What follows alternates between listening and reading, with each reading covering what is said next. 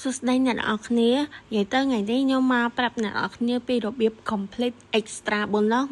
$1ដែលជាទូទៅ Facebook តែងតែឲ្យយើងពីរបៀប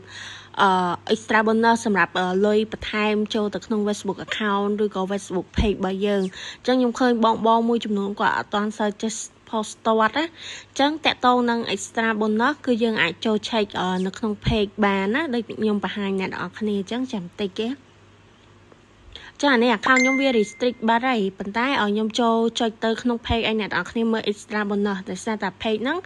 គឺជា page ថ្មីរបស់ខ្ញុំណា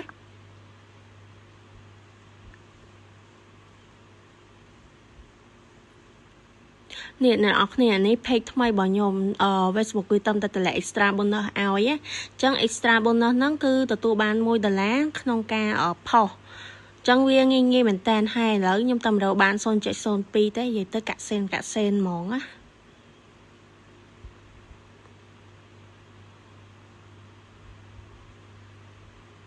នោះអ្នកនរគ្នាឃើញextra bonus ខ្ញុំមានរយៈពេល6ថ្ងៃទៀតអញ្ចឹងអ្នកនរគ្នាអាចមើលបានណាចាំមើលខ្ញុំចុចឲ្យមើលចាំតិច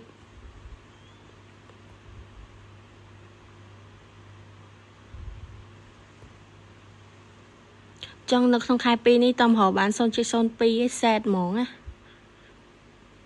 នេះអ្នកនរគ្នាឃើញextra bonus នេះបើសិនជាអ្នកនរគ្នាចង់គ្រប់ផុសacross